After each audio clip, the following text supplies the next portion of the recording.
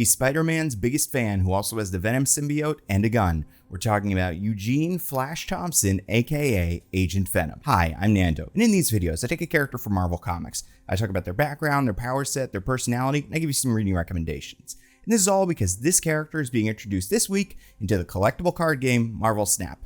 But mostly we're talking about the history of this character. And Flash Thompson, he's obviously one of the big Spider-Man characters who played a big role in the beginning of Spider-Man's life. He was the bully that bullied Peter Parker, who was also Spider-Man's biggest fan. And yes, this guy was a bully in high school. One thing that they never managed to get into in the movies, although to be fair, I guess the Amazing Spider-Man movies kind of got at this. Like, Flash got better, especially after high school. He pulled it together and became just like a normal person and wasn't a huge jerk. In fact, him and Peter Parker were friends. I believe he was a gym teacher for a while. I don't know, it doesn't really matter, because the story that changed Flash Thompson's life and turned him into Agent Venom happened after he joined the army. So Flash Thompson, and by the way, his first name is Eugene. I'm not going to call him that, but Flash. He wanted to be a hero and a good person because of his idol, Spider-Man. Because another thing that's very important about Flash Thompson is Spider-Man's biggest fan. Like, he always has been. He was the president of the Spider-Man fan club. So eventually goes, you know what? Spider-Man sacrificed himself, putting himself in harm's way.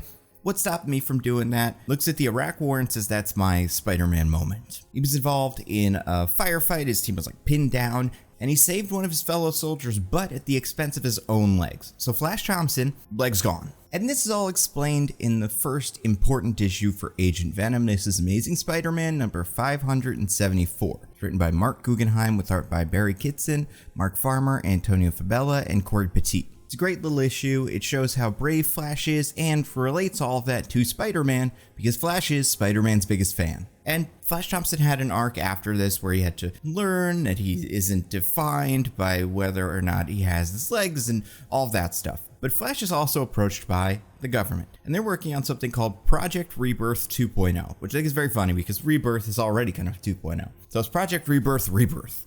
And Project Rebirth 1 was the Super Soldier program that created Steve Rogers. It's part of the Weapon Plus program that eventually created characters like Man-Thing, Luke Cage, and very famously Wolverine. And for some reason, they didn't just call this like Weapon 15 or whatever, he was Rebirth 2. I guess even they realized, they were like, that's a lot to keep track of. But unlike Project Rebirth 1, or any of the other ones that I can think of, this was not about giving you an experimental super soldier serum or something like that. The government had the Venom symbiote in their possession. So what the government decided to do was pick a soldier who they knew had a heroic streak and was a good person that they could trust, and bond them with the symbiote. This would give this person basically Spider-Man's powers. And to control this, they had a couple of systems in place. First, Flash was not supposed to be under the influence of the symbiote. They were not supposed to be bonded for more than 48 hours at a time. This was not a scientific, it was a scientific thing, but it's not like at exactly 48 hours, that's when the symbiote takes over or anything like that. That was what they deemed was a safe amount of time for Flash to use the symbiote.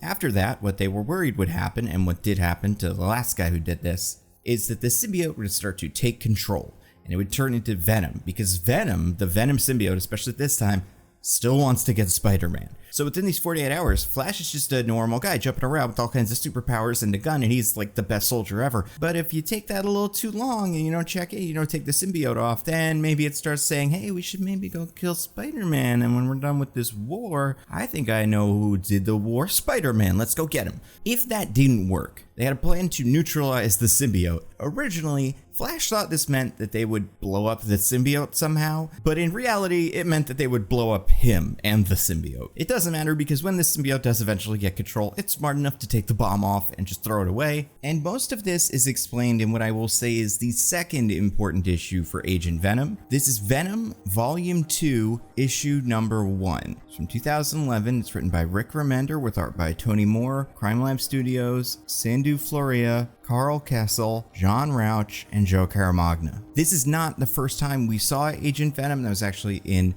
Amazing Spider-Man 654, but this is the first Venom solo adventure. And this is where one thing that's kind of funny happens.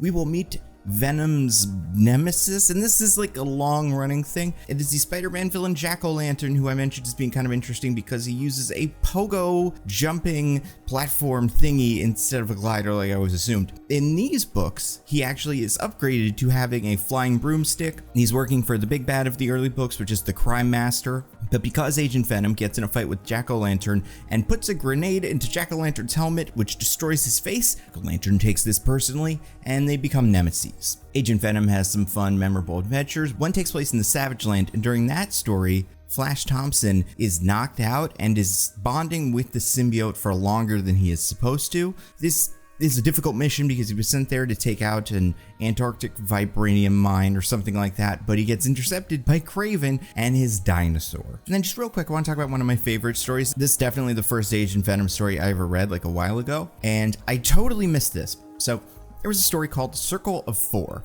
It involved Blackheart, a son of Mephisto demon character that shows up in, books like Ghost Rider, things like that, going to Las Vegas, trying to claim lots and lots of souls, doing a usual Blackheart thingy, and involving himself with 4 superheroes that were going at the time. Agent Venom, who was at that time being pursued by the Red Hulk because Agent Venom had stolen the Venom suit because he didn't want to work for the army anymore. Laura, then I think going by X-23, who is there doing the traditional lore story, which is some clone thing. Somebody's cloning her and she has to figure out who and stop the clones. And then Ghost Rider is also brought there because of all this soul stuff. And this is not Johnny Blaze, this is Alejandra, who Johnny Blaze is at this time training. Also, I didn't mention this yet.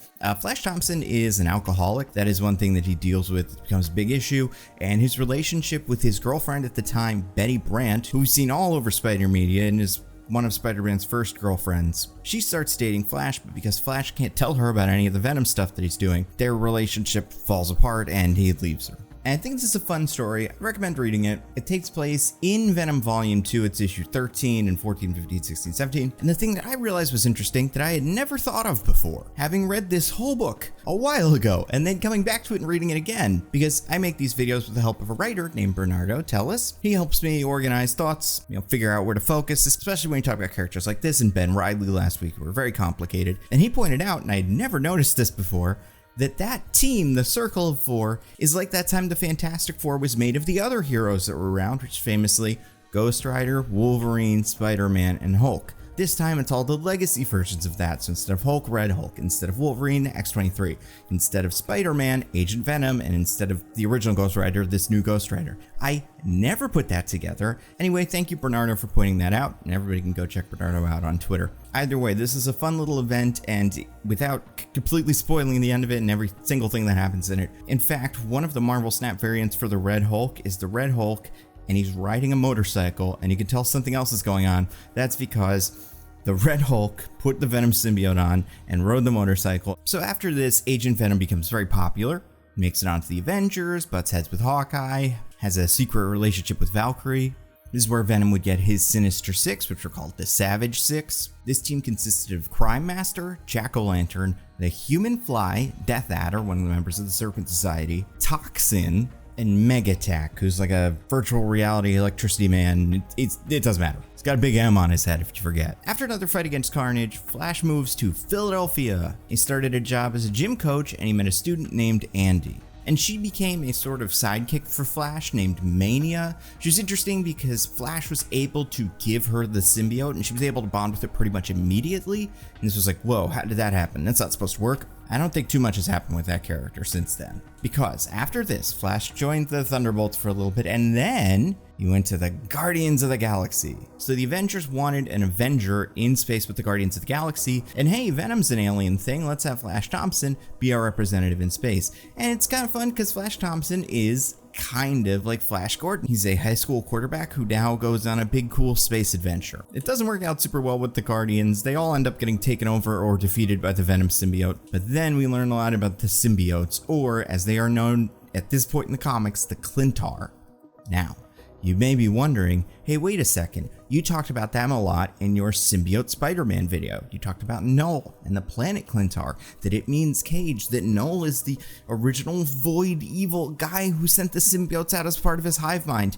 Yes, but when this book was written, he did not exist. They had not figured that out yet. Null is a very recent development, I want to say maybe 2018, so a lot of this doesn't really match up. But this book came out in 2015, so none of that stuff counts. And just because I think it's so interesting and does tell an important part of the Flash Thompson story that is very different from all the rest of this, I'm going to say Venom Space Knight is my third important issue for Flash Thompson, Agent Venom. It was written by Robbie Thompson with art by Ariel Olivetti and Corey Petit. Especially because if you see pictures of this character in all the other stories I've explained to you, you'll be like, oh right, this must be where he's fighting this guy and he's teaming up with the Avengers to fight this guy. If you saw this version of him, you'd be like, wait, what the hell is that? Is that even the same guy? And it is. Because when Flash learns about the Clintar and he is able to reconnect with the Clintar hive mind that is at this time good, he gets a big power upgrade for the suit and is known as an agent of the cosmos. And by agent of the cosmos, I mean he literally has the cosmos in his head at all times telling him,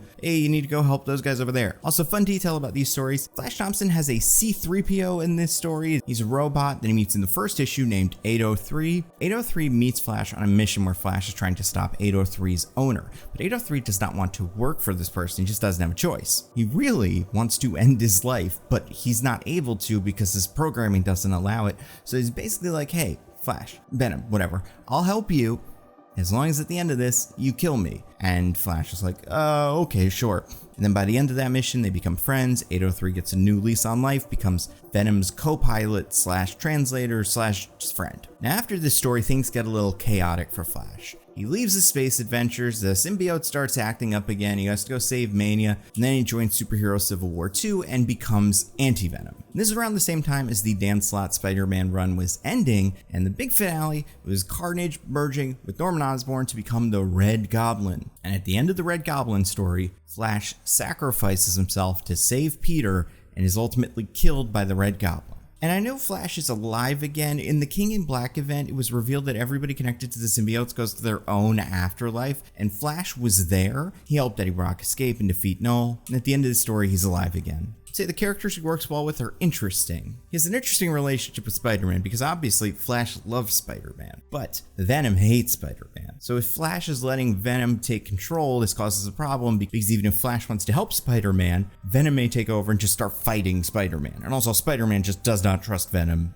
implicitly. Part of the problem with Flash in these early stories is that he is sort of alone. His relationships are strained, he has problems with alcoholism. He has teamed up more than a couple times with Red Hulk, which is interesting. But I would say, especially because of how different this feels from almost everything else that has happened with the symbiotes, except for very recently, the space adventures may be the most interesting and unusual thing that happened with this version of Venom. Then you have his sidekick Mania, again, not an incredibly consequential figure, but important. And yeah, his nemesis is the Jack-o'-lantern, and I guess I wasn't clear about this, there are like a million Jack-o'-lanterns. They keep dying or getting fired or whatever, so it doesn't matter which one it is, because I think this one was just created by the Crime Master specifically, but he's the character that keeps coming back to Flash. And then obviously he has an interesting relationship with Eddie Brock. Originally they don't get along, but once Eddie realizes that Flash is a good host for the symbiote, they have a decent relationship. Also, a lot of the things that are happening with Eddie at that time are toxin related, and the toxin situation is not good for Eddie, so he's not in an incredible space. Overall, Flash is complicated. He is easily the most heroic character besides Spider-Man to take on the Venom symbiote for this long, but it's not without his problems, and this character was constantly pulled in different directions because of how popular he was. Obviously, we've had 3 Flash Thompsons in the live-action movies. None of them got a chance to be Agent Venom. I don't think the current Flash Thompson from the Marvel Cinematic Universe seems like he's on that track, although who knows, I could be wrong. I'm sure Agent Venom has been in cartoons and stuff. Agent Venom was not in the Spider-Man 2 video game in this sense. Like, Flash Thompson did not do the Agent Venom storyline. However, the design in the Spider-Man 2 PS4 video game of Harry Osborn as Venom is pretty much Agent Venom. It's got the same padding and like tactical gear underneath the Venom suit. That was a nod to that, I guess, but that's about as close as I think we've ever come to seeing Agent Venom happen. And power-wise, he has all of the Venom powers. Agent Venom also has a special gun that could turn into any gun. It's basically the gun that Bloodsport has in the Suicide Squad. And his powers get upgraded when he becomes an agent of the cosmos. So much so that he could separate fully with the symbiote in a way that the symbiote is not usually able to exist. Like, it's not usually able to exist outside of its human host, but that does happen in this run. In Marvel Snap, Agent Venom is a 2-cost 4-power card with the on-reveal ability, set the power of all cards in your deck to 4. I'm going to be honest, I have no idea where they're getting this. My best guess here is that this will work well with symbiotes, who traditionally start at low powers. Carnage starts at a low power, Venom starts at a low-ish power, although it's 3, so this isn't a humongous boost. And we'll see about the rest of the symbiotes that show up later in the year. A lot of the other cards he's worked with in the past, like your Red Hulks, this does not help. Doesn't work well with Spider-Man. I'm really not sure what they're going for with this one. I think it's a cool card because I am the kind of weirdo who loves a Cerebro deck, and that is a deck where all the cards in the deck have the same power, and then you use Cerebro and Mystique to boost them up. So this functions kind of like Bust does in a Cerebro 3 deck.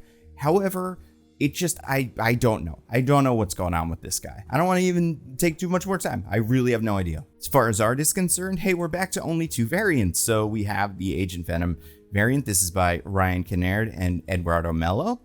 Good looking card, cool. And then there's also the Season Pass card. This is by Pandart Studio. Looks great. Not sure what he's doing. Is Agent Venom throwing a bunch of knives at us? That's not traditionally his deal as far as I can remember. Whatever's happening here. He has a gun, that's usual. And then a sword, cool. And then also all of the symbiote tendrils have what appear to be kitchen knives. Maybe this is from a comic. I do not recognize this at all. It's pretty weird. You know, I'd like to see more because the Agent Venom covers are very cool, very iconic. And I was actually very into how they put the symbiote Spider-Man variant into the store almost immediately last season. So hopefully they'll put something like that out soon. I'm not sure. Overall, I think this card is interesting. It's someone who plays a lot of Mr. Negative. It's not, maybe it will work well in a Mr. Negative deck. I don't know. If you Mobiused it and Mr. Negative, maybe there's something there. Either way, it's going to work well with a lot of cards that Mr. Negative works well with, like your Iron Mans, your Mystiques, your White Tigers, your Arnim Zolas, so that's fun. I hope you enjoyed this video. We've got a lot of symbiotes coming up this month. If you did, like, share, comment, subscribe, all that stuff. Let me know what's your favorite symbiote. Put that in the comments and I will read them and go, that's a good one. Or, wait, which one's that? That's all I got. Stay safe and I'll see you next time.